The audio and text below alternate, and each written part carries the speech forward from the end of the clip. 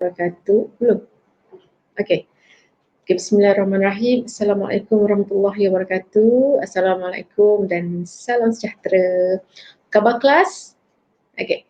So, hari ini kita akan conduct kelas kita macam biasa, professional property management. Okay, last week we have go through, just to recap, okay, we have go through on what is basically property management, and before that we have identify what is the meaning of properties, what is the definitions, principles of management. Okay, so today we would like to go further. What is that when we call professional property management? Is there any difference? Okay, that's the questions that to be think of the student. Okay, so we have go through this last week. What is professional, what it means to be professional, and what are professional qualities? What is the differences between profession and professional? And in fact, last week saya dah minta semua orang cari, fikir, identify what is all about. Apa dia professional? Okay, seorang yang professional tu macam mana? Dari segi integriti, dari segi kerahsiaan. Okay, that are the things that you have to explore. Okay, and in fact hari ni, okay, kita nak sambung. We have go through on this what is property management. Okay, but I just want to recap. Okay, what is property management? Because this is the name of the subject. Maksudnya, okay, kita kena really understand the concepts and the principles. Okay, first, bila kita kata what, apa, so we have to explain that this is exactly the what is so called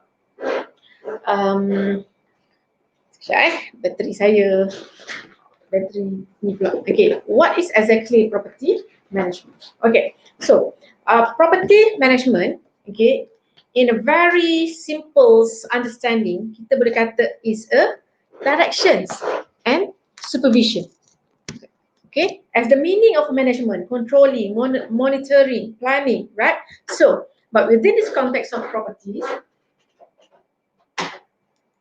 okay, right?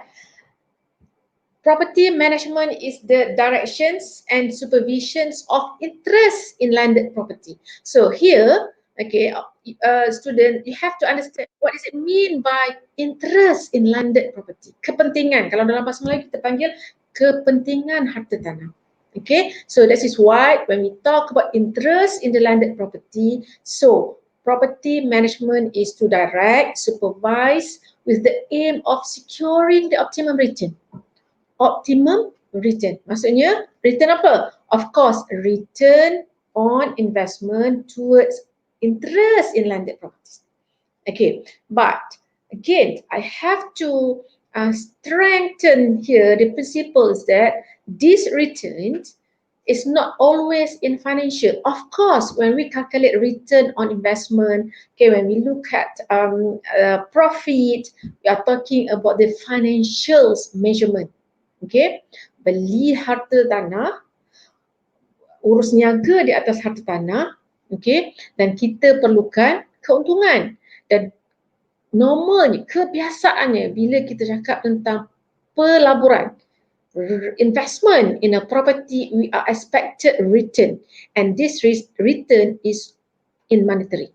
But remember, okay, within property management is not only or always financial, but it may be, okay, kalau you tengok dekat yang kita tulis tu kan, okay, kita tengok kat sini.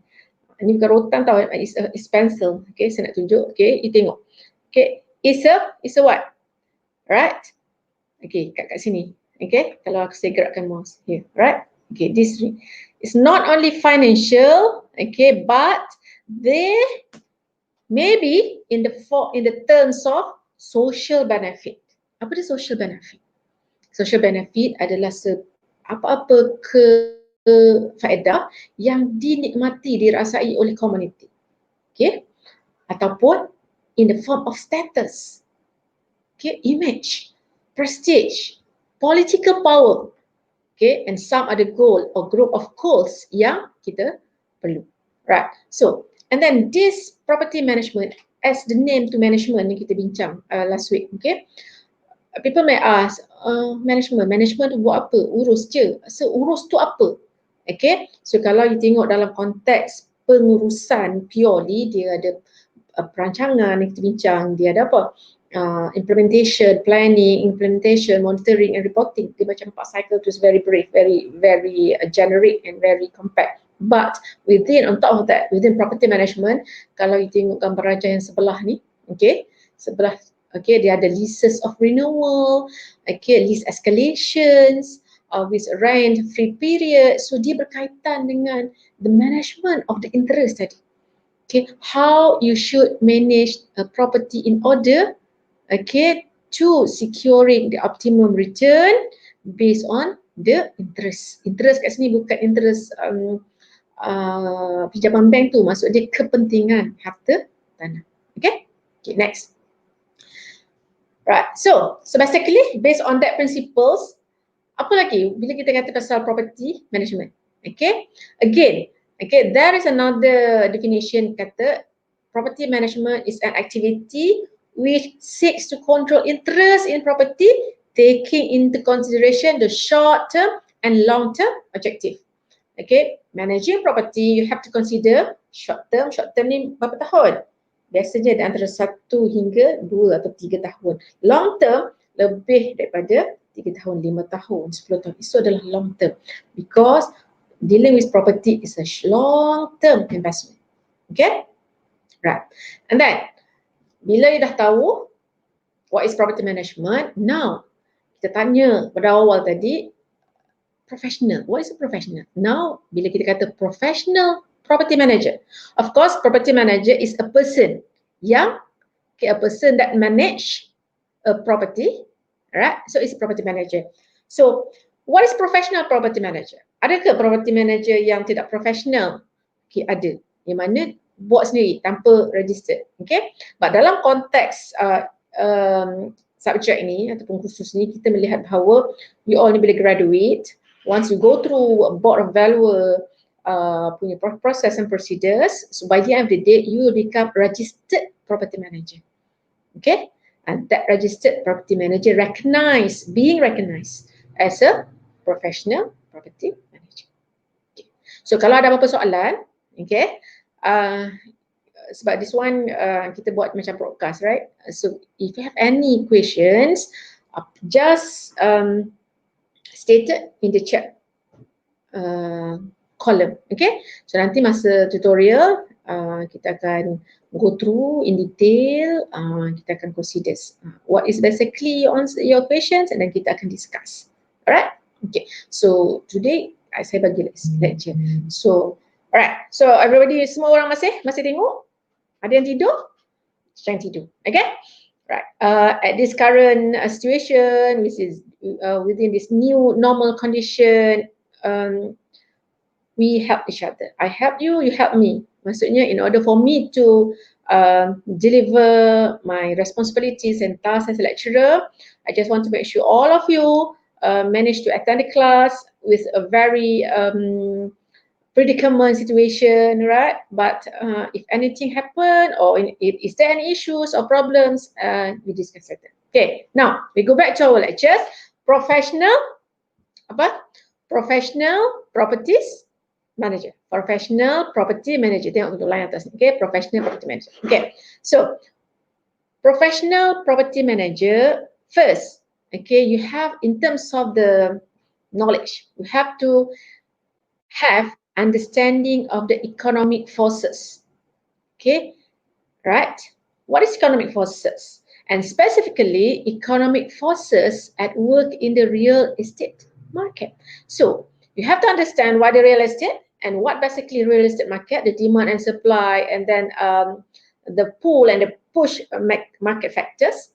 Okay, and then that is become the economic forces. Why? Because the economic forces will contribute or will give an significant effect on the property value. Okay, and remember, one is the aim of property management is to what? Dia ingat? Apa?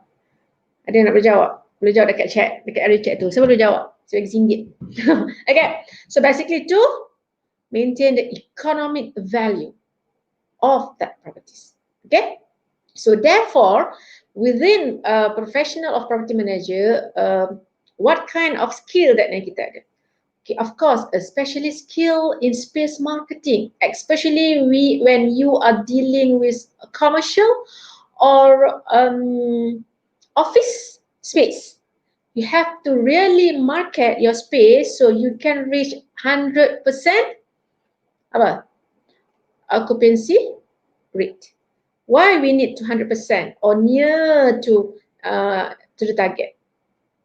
Because it will reflect the income.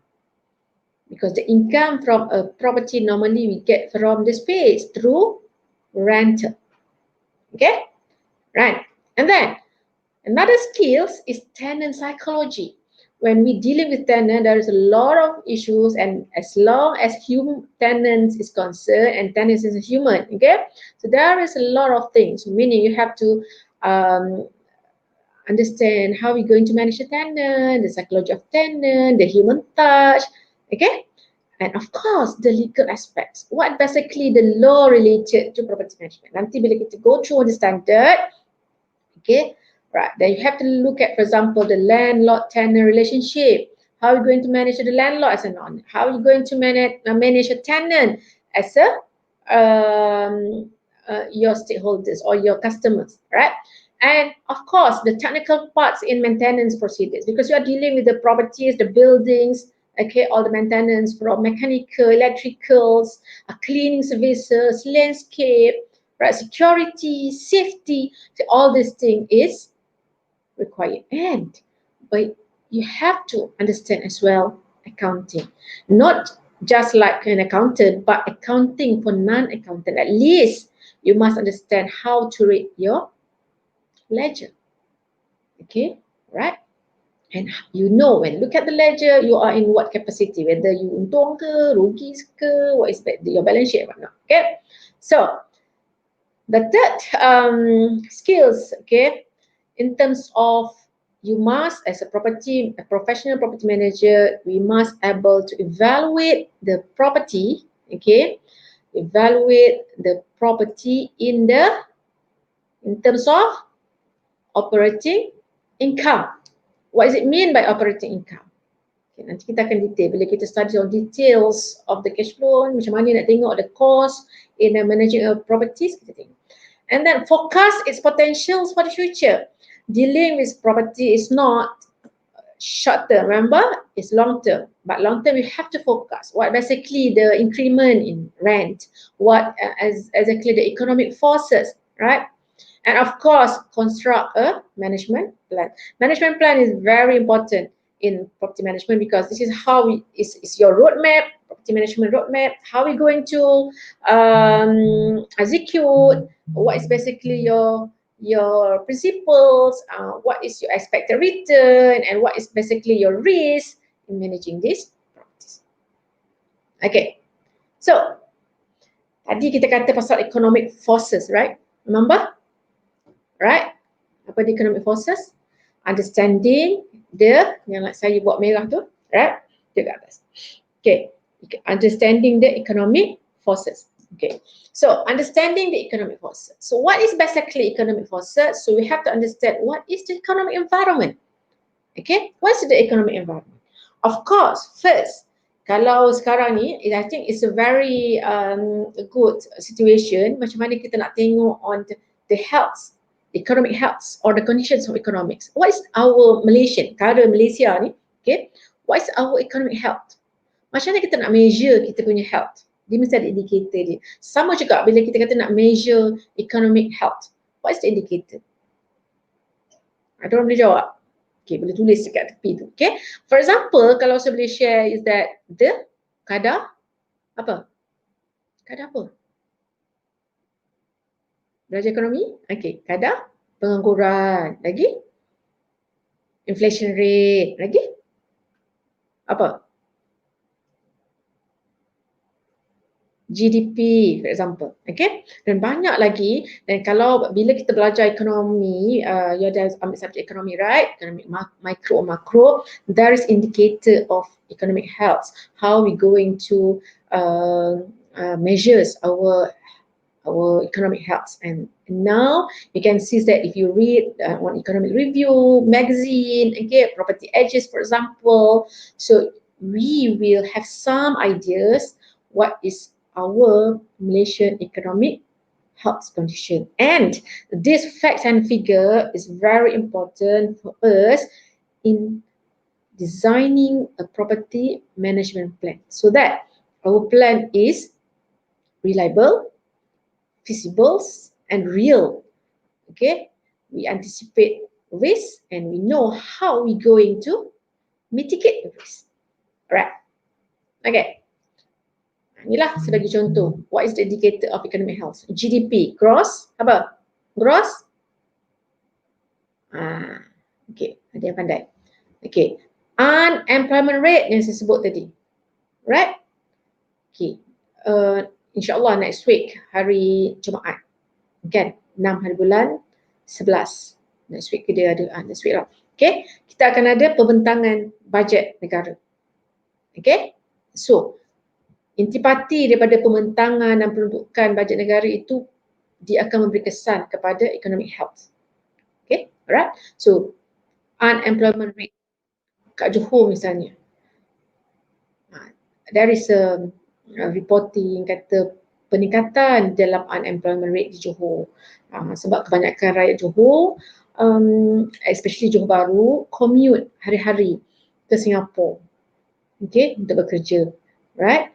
Tetapi bila border kita ditutup due to COVID-19, apa berlaku? Tidak ada ruang pekerjaan dekat situ, berapa ramai kehilangan pekerjaan. Cuma dari segi statistiknya kita tak ada. Okay, kita tak ada, saya tak adalah kan, bukannya dari peringkat ekonomi unit perancangan ekonomi negeri mungkin dia ada, mungkin ada statistik, tapi nak beritahunya secara rambang generiknya kita tengok bila kat situ berlaku unemployment rate, dan ini memberi kesan kepada economic health. Okay, right. What else? Purchasing power. Apa dia purchasing power? Apa dia purchasing power? Kuasa beli, kuasa membeli. Okay, dan kuasa membeli ini bergantung kepada nilai mata wang. Okay, kalau dulu pada zaman saya kecil, saya beli RM1, saya boleh beli macam-macam. Okay, in fact saya pergi sekolah bawa bekal 20 sen. Okay, dengan 20 sen dah boleh beli sarapan, boleh beli mi ataupun nasi lemak 15 sen, dan 5 sen boleh beli kuih. Air tak payah beli, bawa air rumah. Tetapi, right, 20 sen sekarang, in fact RM1 sekarang, boleh tak? Okay, membeli ataupun mendapatkan perkara yang sama. Right, itu nama dia purchasing power. Itu kalau kita tengok purchasing power dalam konteks nilai wang, maknanya nilai wang muka dengan nilai beli. Okay, selain daripada itu, purchasing power juga reflect kepada keupayaan membeli. Contoh dari segi punca pendapatan, tingkat gaji. Maksudnya kalau dah lah mahal barang, gaji pula sikit, jadi dia mengurangkan purchasing power. Kan? Jadi orang tak boleh beli. Kalau tengok sekarang banyak mall kosong kan kalau tengok. Okay, so itu sebab apa purchasing power tu menurun, di samping juga perintah-perintah kawalan pergerakan dan PKPP dan PKPD dan sebagainya, tetapi juga sebab berlakunya mungkin ada orang yang gaji kena potong daripada 100% potong 20%, jadi potongan gaji itu menyebabkan kuasa beli. Jadi bila gaji kurang, apa berlaku? Keupayaan untuk membeli pun kurang. Okay, dan itu juga kalau petani, pengilang, maksudnya peniaga, kalau dulu dia boleh collect keuntungan ataupun profit dalam satu hari mungkin dapat 500 agaknya. Tapi sekarang ni kalau kita tengok baru reporting ni, banyak peniaga-peniaga di shopping complex kata nak dapat sales RM70 sehari pun kurang. Kat situ menunjukkan bahawa berlakunya dia menunjukkan satu indikator tentang keadaan ekonomi kita. Okay, and that is very important, the economic environment yang seorang professional property manager kena faham tentang economic forces. Okay, saya teruskan. Apa lagi? Exchange rate. Alright? Exchange rate apa? Kita kata nilai mata wang Malaysia jatuh ataupun naik. Itulah exchange rate. Kalau RM1 dekat Malaysia, RM10 kat Malaysia, bawa pergi UK tinggal berapa dolar, berapa pound sterling for example. Ataupun pergi Singapura tinggal Singapore Sing dollar tinggal berapa ringgit je. Itu berlakunya, itu yang dikatakan exchange rate. Okay? Right.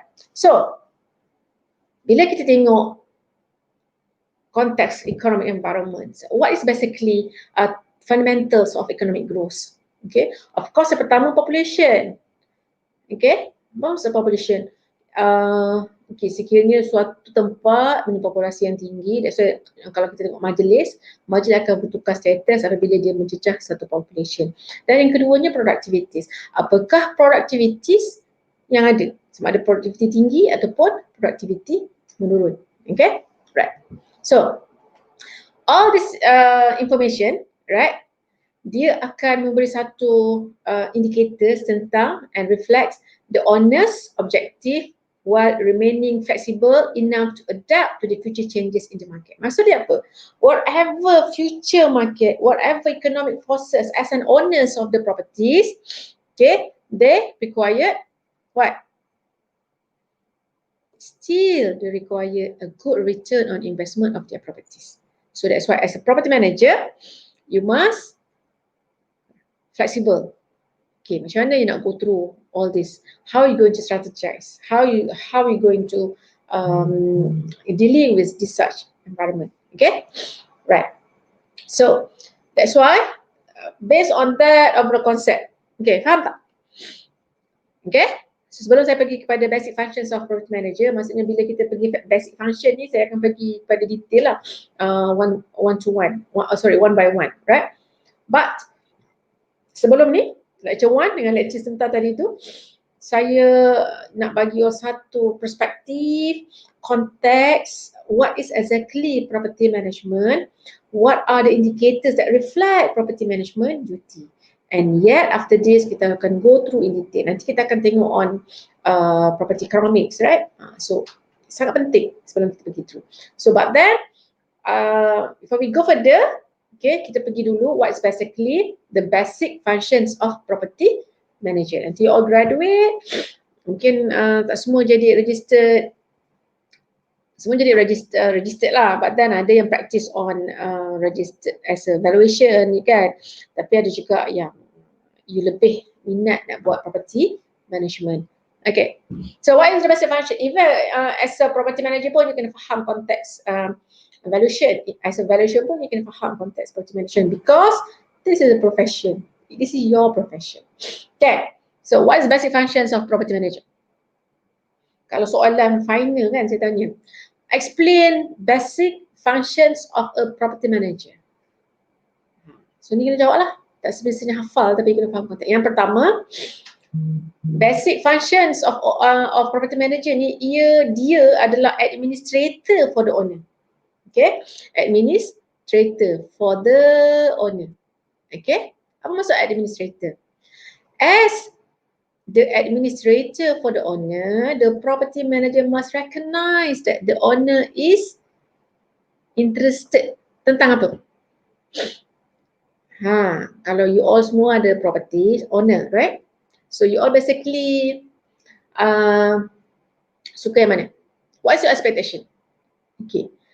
Pertama, of course, highest return. Okay, kalau tengok kan, highest return. Okay, so this is highest return.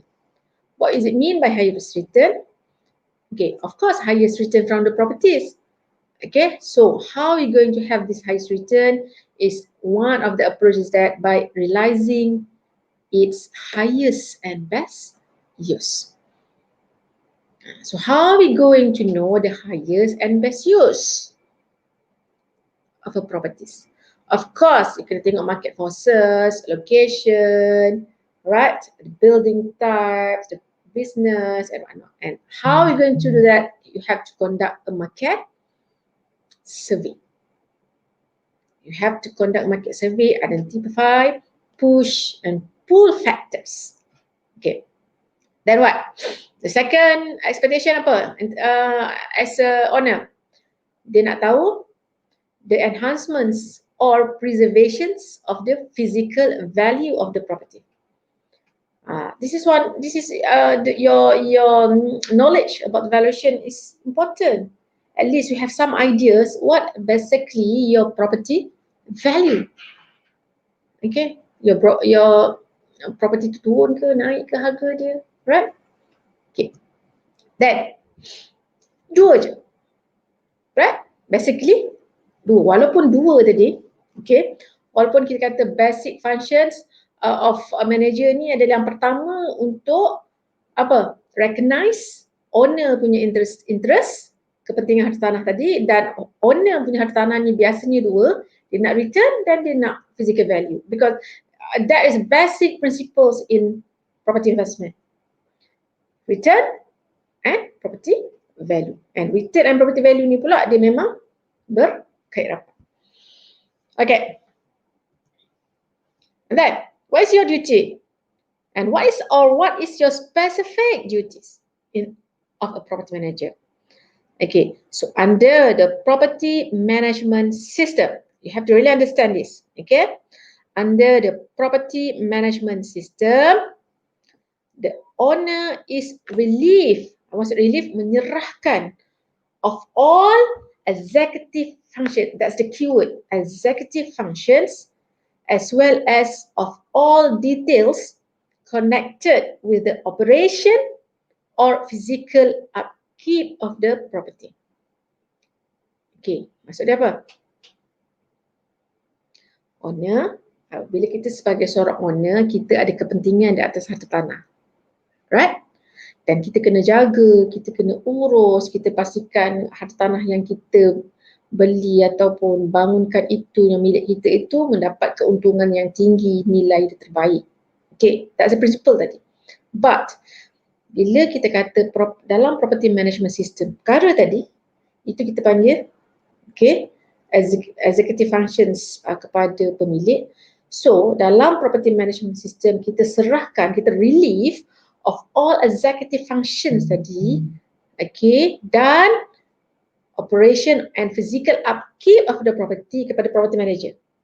Maksudnya kita serahkan kepada property manager. Now, property manager bertanggungjawab untuk menguruskan interest on the property bagi pihak apa? Pemilik. Itu yang dikatakan under, saya repeat, under the property management system, the owner is relieved of all executive functions as well as all details connected with the operations, physical upkeep of the property kepada property manager. Okay? Kalau dia tak serahkan, if the owner is not relieved all the executive functions, okay, maksudnya apa? Kalau tak serahkan maksud you can't do anything towards the properties, okay? Because you tak ada rights. It's not your properties. Okay? Simple je. Maksudnya saya bagi kepada property manager tolong uruskan, sebab dia menguruskan dengan profesional, property manager akan dibayar fee. Dan fee ini tertakluk kepada board of valuer, macam mana fee yang perlu dibayar, berapa banyak. Jadi dah scale of fees dipanggil. Okay? Kalau tidak ada penyerahan, a relief of all executive functions, so dia eksklusif kepada owner. You property manager tak boleh buat apa, because it's not your property, tak boleh simply nak buat apa-apa. Okay? That's the principles. Right. Ada soalan? Okay. Ada soalan? Jangan lupa untuk just tanya, okay, kat ruangan chat tu. Okay.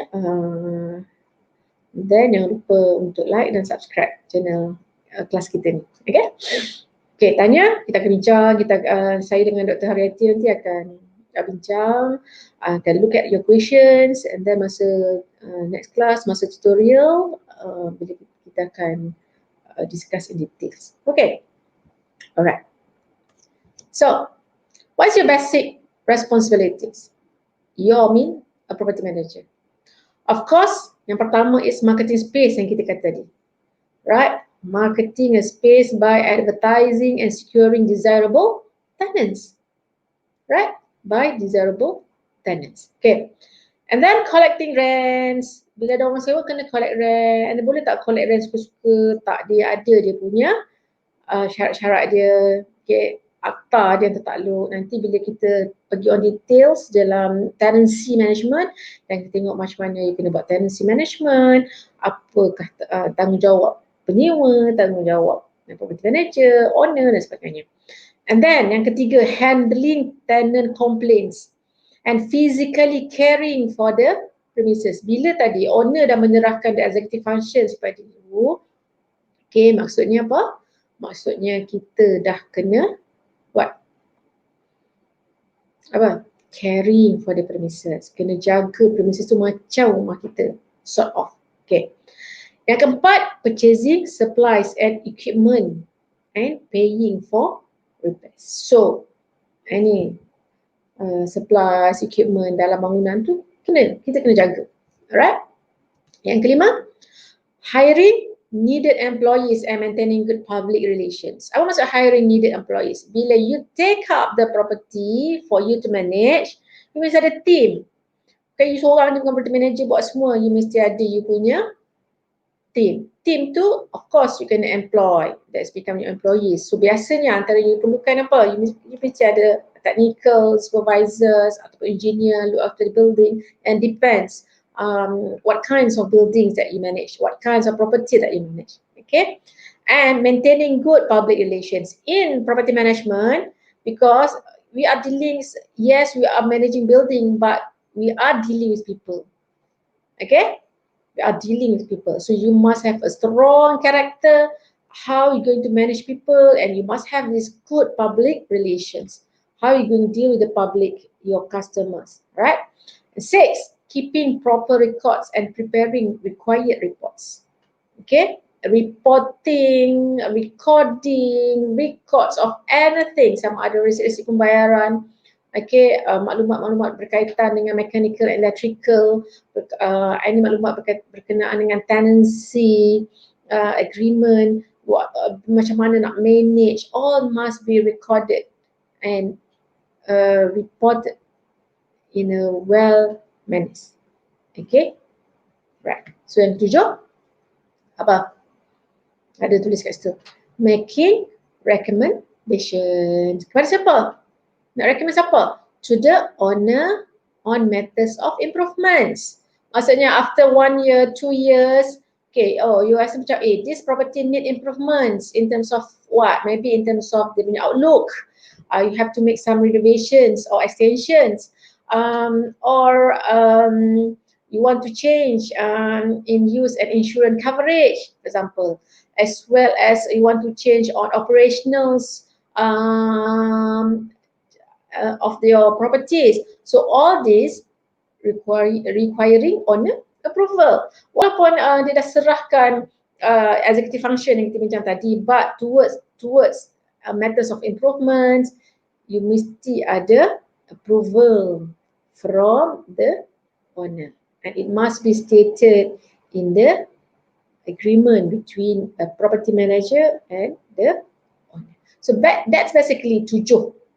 Okay, 7 basic responsibilities. So okay tak? Boleh, saya admire nak jadi property manager.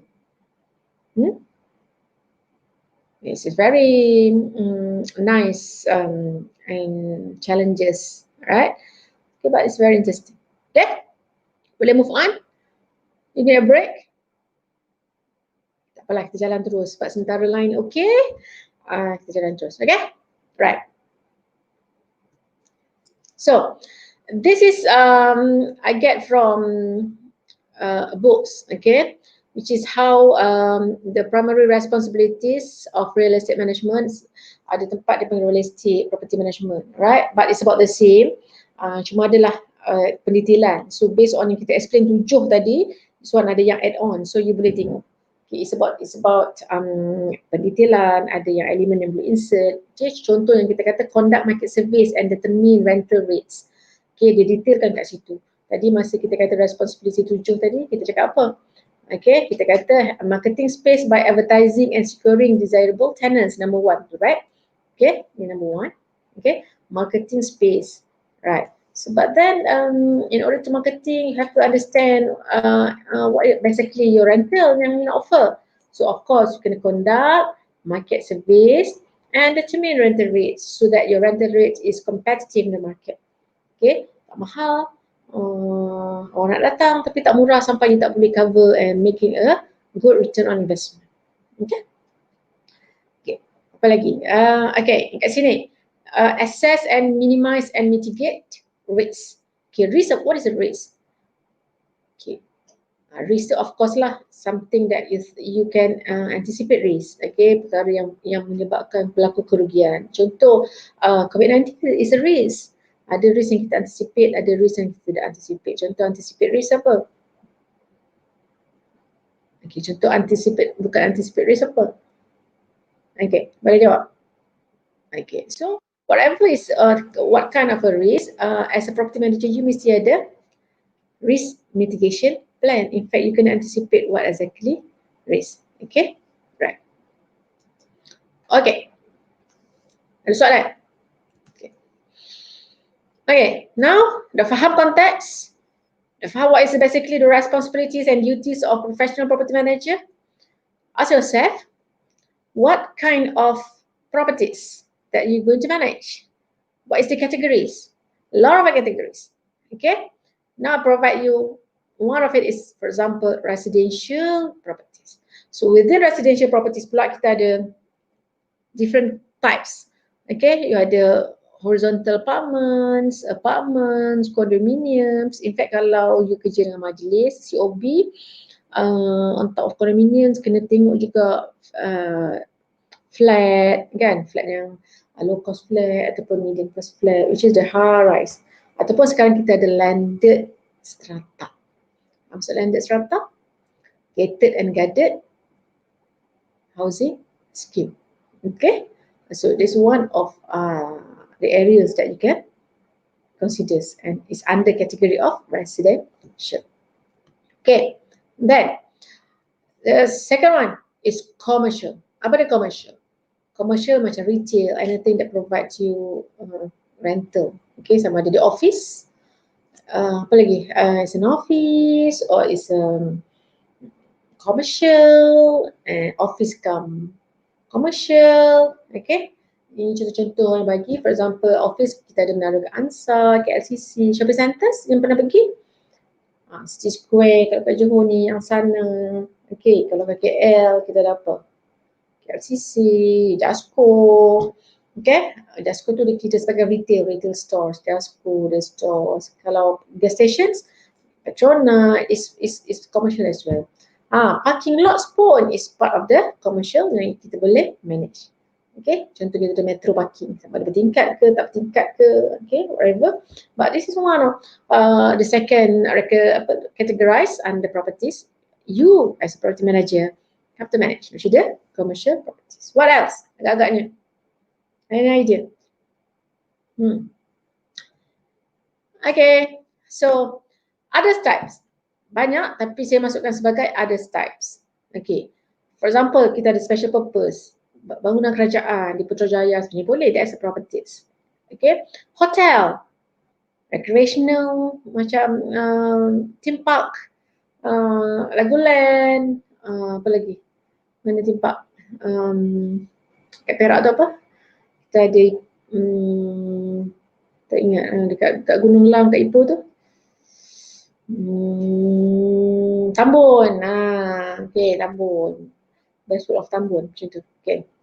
Tak ingat. Okay, so basically that's a recreational ataupun theme park. And industrial properties. Okay. And of course, educational institution macam UTM, we require a property manager, a professional property manager. Why? Now UTM dah mula, for example, UTM dah mula ada this kind of income generation from an asset. Kita ada penyewaan gerai-gerai. Okay, all these things. Okay, so this is part of this property manager duty and one of the other types of properties categories. Okay? Ada apa nak tanya? Okay. Alright. So, how are you going to become a property manager? And what kind of employment that property manager exists? Okay. Basically, there is a four, maybe more, but basically this is four main, okay, main types of how property manager employed, okay, atau employment. Right. So first, an individual entrepreneur. You are become an entrepreneur. You set up your firm and become a professional property manager. Okay. Or a member of real estate firm. What does it mean, a member? Apa? Maybe you partner. Okay. Yang ketiga, a member of property management department for large multi-service real estate company. Okay, itu apa maksud dia? Okay. Right. And then work within the trust. Apa? Trust apa? Dia work within the trust department of financial institution or within the real estate department of a large corporation. Macam you kerja dengan bank, okay, you manage bank's properties, atau you kerja dengan Petronas, for example, you manage Petronas properties. This is one of the property managers' duties. Okay, right? Any question for that? Tak ada. Tak ada. Kita tengok duty pula. Okay, so what is your duty of property manager? Okay, as a person in charge of maximizing the net income from properties, the manager may become involved in planning through budgeting and market analysis. So basically the duty of property manager ni is an action, tindakan. Okay, responsibility itu tanggungjawab. So biasanya tindakan ni dia mesti reflect tanggungjawab.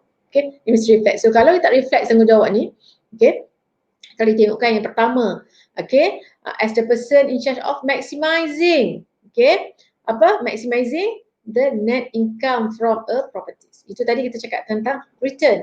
And then yang kedua, kita cakap pasal apa? The manager may become involved in planning through budgeting and market analysis. So your duty terus turun sampai bawah. Okay, tengok. Okay, tengok yang last sekali tu. Okay, yang last sekali apa?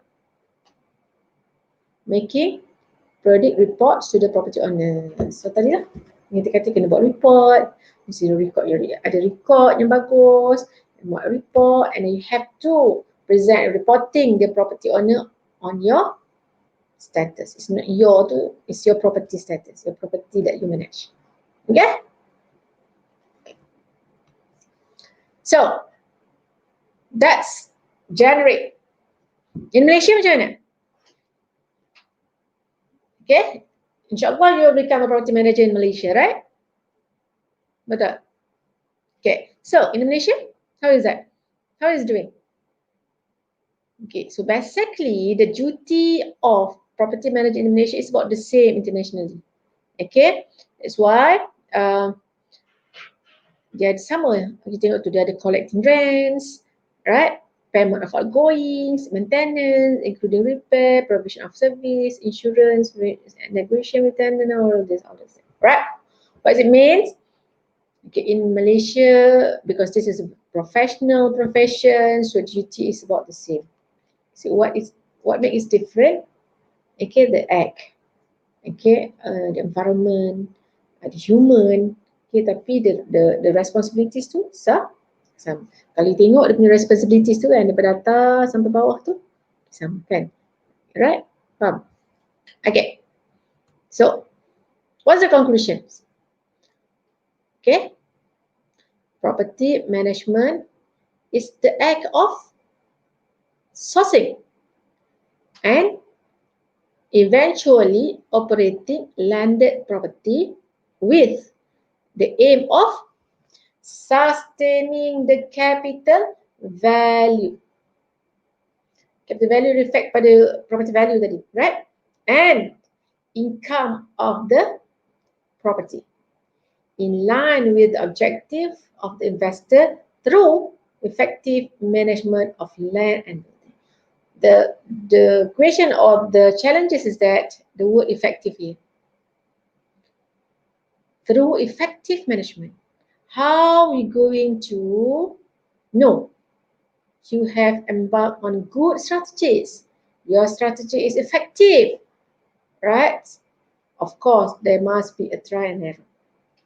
But we can't afford to have a big error because it will reflect, okay, your capability and your ability as a professional property manager. So the bottom line is return on investment. So that's why how you're going to become a successful property manager. So successful property manager must be competent in all of this area or all of this area tadi. Maksudnya you have to know the people, the marketing, the technology. Sekarang ni we're talking about technology. You must understand how to what? Understand and expose what the current technology dealing with the building, internet, IoT, building information modeling, for example, the technology of CCTV for security, right? And any property management system, okay, technology, industry revolution, so that you have to really must be competent, okay, right? So kalau masuk kelas saya, baca nota, you can have that knowledge, but at the same time you have to develop a skills. That skill need to be developed. Nanti through assignment, at least you know. Through your lifetime pun kita belajar. Okay, right. So before we end this lecture series 2, okay, I would like to share 10 management tips for great leader, because great leadership. Okay, so why? Because this is your kemahiran insannya, the soft skill that have to develop. Okay, so it's very simple to know. Okay, first, raise your hand. I baca dari kanan ke kiri. Okay, raise your hand. Angkat tangan. Okay, when your people see you putting in extra hours, they are inspired to jump in and follow your lead. Okay, raise your hand. Right. Raise your hand ni is the falsafah, filosofi ni orang kata kat tangan macam tu. Tapi maksudnya, you as a leader, you mesti raise your hand. Okay, and then have fun. Okay, your team wants to enjoy going to work. Play 10 minutes. Masuk play 10 minutes, so maksudnya kita kerja, good leader, kita mesti have fun. Okay, right. Adjust your style. How are you going to adjust your style? You have many different communication styles and personalities on your team. Kadang-kadang kita kena approach, for example, as a property manager kan, bila cakap dengan owner tak sama dengan gaya cakap dengan tenant. In fact, tenant tu pun kalau you jadi property manager dekat residential yang high end condominiums, apartment, right? The tenant is different, the owner is different compared kalau you jaga kelas majlis punya perumahan yang macam low cost, because the people is different, the mind, psychological different. So your communication should be different in style. Why? Right? Because you have to really hit your target. Okay, by their opinion, by their heart. Okay, adjust your style. Don't think that you can manage everyone the same way. Okay, and don't assume everyone likes to be managed the way you like to be managed. Okay, ada orang tak suka bagi arahan. Ada orang suka apa?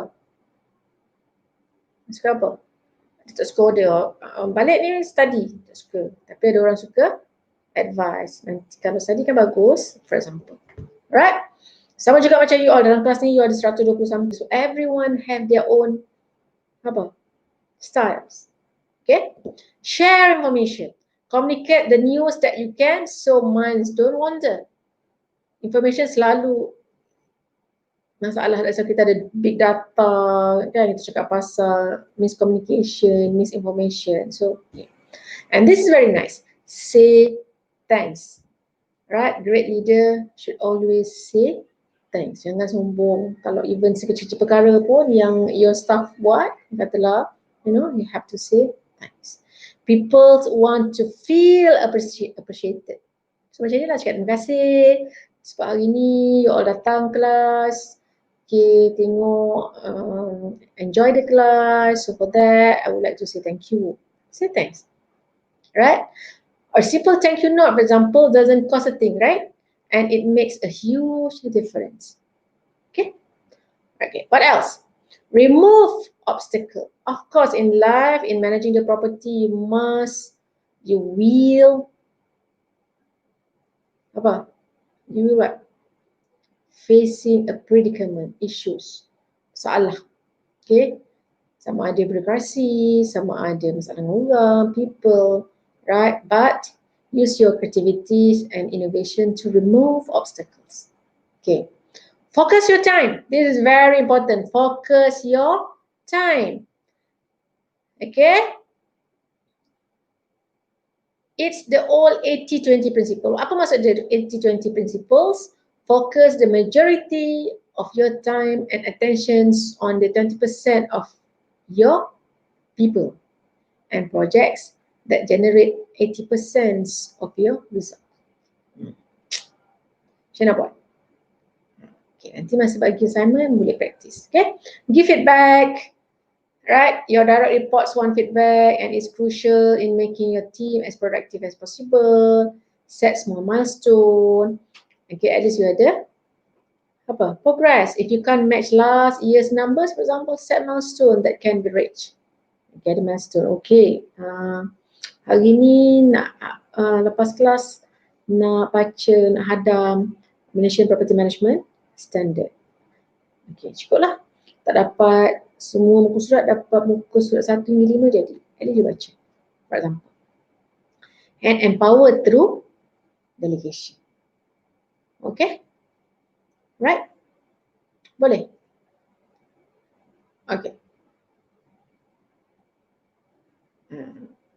Okay, so that basically our lecture for series 2. Okay? So, ada soalan? Line internet okay? Boleh nampak saya? Alright. Hopefully it's okay. Right? So for last week, we have problems in what you so call classroom tak cukup, classroom penuh. Okay? Maksudnya classroom penuh, maximum capacity yang Webex ataupun Google Meet ataupun Zoom platform boleh accommodate 100 je.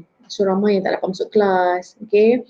So mengambil kan kita kata tadi remove obstacle. Okay, so macam mana nak mengatasi masalah ni, saya gunakan platform ni. Okay, platform ni yang mana kelas kita ni live direct kepada you boleh tengok through channel my channel YouTube. Okay, so that and then you boleh tengok banyak kali. Okay, berulang kali. Okay, so tak payah masuk kelas, kita boleh buat kelas. Okay, kalau ada apa-apa soalan ataupun apa yang tak faham dekat ruangan chat tu, you tanya.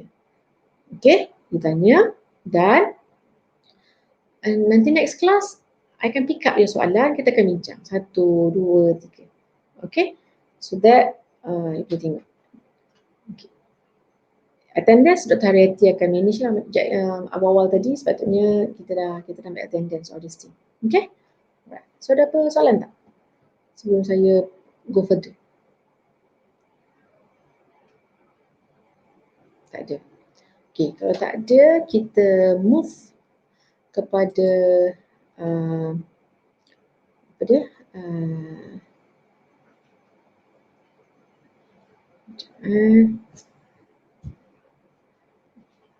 Kita move kepada slide yang seterusnya. Okay, macam kita nak pergi slide seterusnya. Kita ada 2 lecture. Okay, sementara saya setting ni, you all nak pergi minum air dulu ke? Yalah, rehat. Okay, bagi saya 5 minit to set.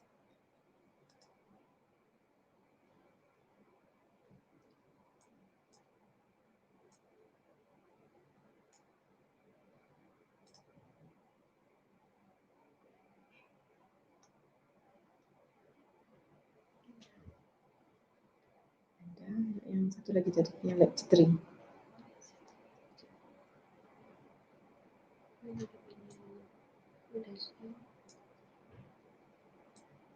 Tak apa, kita buat 1 jam juga ni.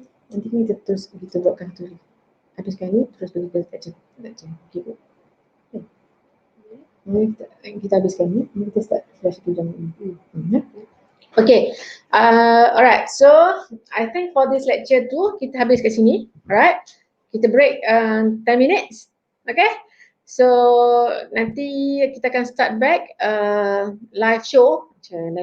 Okay, so about 45 minutes kot. Okay, insyaAllah. Right, so for this, terima kasih guys. Jumpa lagi 10 minit. Saya akan kita akan start with new class with your lecture 3. Okay, for that.